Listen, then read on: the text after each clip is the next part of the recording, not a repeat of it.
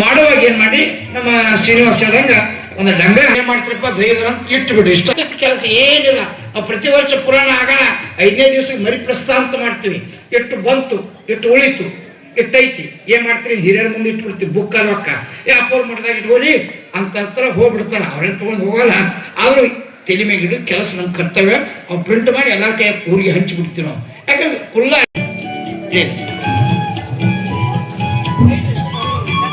ನಾವು ಎಲ್ಲರೂ ನಾವು ಚಂಪಾಪಟ್ಟಣದ, ನೀವು ಹೇಳಿ ಜೋರಿಗಿರಬೇಕು, ಗ್ರಾಮದ ಪರವಾಗಿ ಯಾವುದೇ ಜಾತಿ ಮತ ಪಂಥವನ್ನು ಕಡೆಗಣಿಸದೆ ನಾವೆಲ್ಲರೂ ಒಂದೇ, ಯಾವುದೇ ಜಾತ್ರೆ ಧಾರ್ಮಿಕ ಕಾರ್ಯಕ್ರಮಕ್ಕೆ ಊರಿನವರೆಲ್ಲರೂ ಕೂಡ ಒಂದಾಗಿ ನಾವು ಭಕ್ತಿಯಿಂದ ಇಂಥ ಧರ್ಮದ ಕೆಲಸವನ್ನು ಮಾಡುತ್ತೇವೆಂದು ಶರಣಬಸವೇಶ್ವರ ಹತ್ತಿರ ಸಂಕಲ್ಪ ಮಾಡುತ್ತಿದ್ದೇವೆ. ಜೈ ಮಂಗಳಂ, ಜೈ ನಮ ಪಾರ್ವತೀಶ್ವರ ಮಹಾದೇವ, ಶರಣಬಸವೇಶ್ವರ ಮಹಾರಾಜ್ ಕಿ. ಪ್ರಣವ್ ಸ್ವಲ್ಪ ಕಾಣದಂತ ನಿನಗೆ ನೀವು ಮಾಡ್ಬೇಕಾಗಿರೋದು ಇಷ್ಟೇ. ಆ ಮಳೆ ಬಂದು ನೀರು ಸೋರ್ತಾ ಇದೆ ಮಠದಲ್ಲಿ. ಗುಡಿ ಇದು ಸಿದ್ಧಗುಡಿ. ಈ ಭಾವನೆಗಳು ನಮ್ಮಲ್ಲಿ ಮೂಡ್ಯಾವು. ದಯವಿಟ್ಟು ಅದನ್ನೆಲ್ಲ ಕಿತ್ತಾಕ್ರಿ. ಇವತ್ತು ಊರಿನ ದೇವಸ್ಥಾನಗಳು ಯಾವಾದ್ರೂ ಡೆವಲಪ್ಮೆಂಟ್ ಮೇಲೇನು ಸೋರ್ತದಲ್ಲ, ಅದ್ರ ಖರ್ಚು 50,000 to 60,000.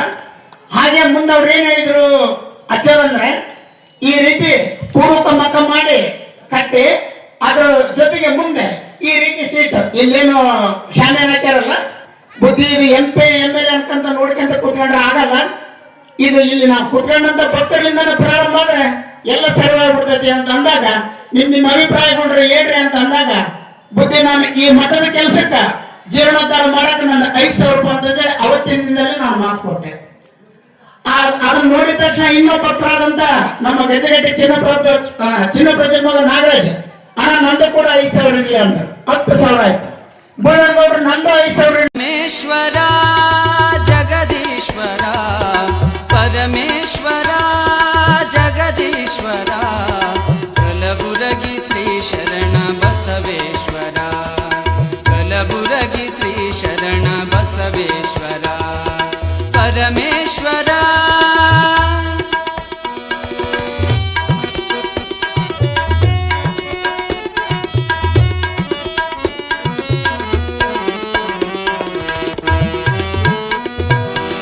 ಅರಳಗುಂಡಗಿಯಲ್ಲಿ ನಿನ್ನಯ ಜನನ, ಸಾಲುಕ್ಯ ಮನೆತನಕ್ಕೆ ನೀನಾದೆ ಕಿರಣ. ಅದ್ದೂರಿಯಾಗಿ ಶ್ರೀ ಶರಣಬಸವೇಶ್ವರ ಪುರಾಣ ಕಾರ್ಯಕ್ರಮ ಜರುಗುತ್ತೆ ಅಂತ ಹೇಳಿದ್ರೆ, ಸುತ್ತು ಅನೇಕ ಹಳ್ಳಿಗಳಲ್ಲಿ ಈ ಪುರಾಣ ಪ್ರಸಿದ್ಧಿಯನ್ನ ಪಡೆದಿರ್ತಕ್ಕಂಥದ್ದು.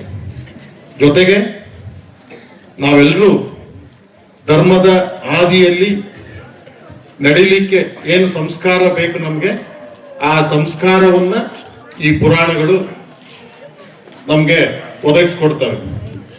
ಚಿಕ್ಕ ಮಕ್ಕಳಿಂದ ಹಿಡ್ಕೊಂಡು ದೊಡ್ಡವ್ರ ತನಕ ಎಲ್ಲರೂ ಕೂಡ ಒಂದು ಧರ್ಮದ ಹಾದಿಯಲ್ಲಿ ನಡಿಬೇಕು. ಧರ್ಮ ಅಂದ್ರೇನು, ನ್ಯಾಯ ನೀತಿ, ಮತ್ತೆ ನಮ್ಮ ಒಂದು ವೃತ್ತಿಯನ್ನ ಗೌರವಿಸ್ತಕ್ಕಂಥದ್ದು ಎಲ್ಲವನ್ನ ನಾವು ಈ ಒಂದು ಪುರಾಣದ ಮುಖಾಂತರವಾಗಿ ಕಲ್ತ್ಕೊಳ್ತೀವಿ. ಜೊತೆಗೆ ಈ ಒಂದು ಪುರಾಣದ ಯಶಸ್ಸಿಗೆ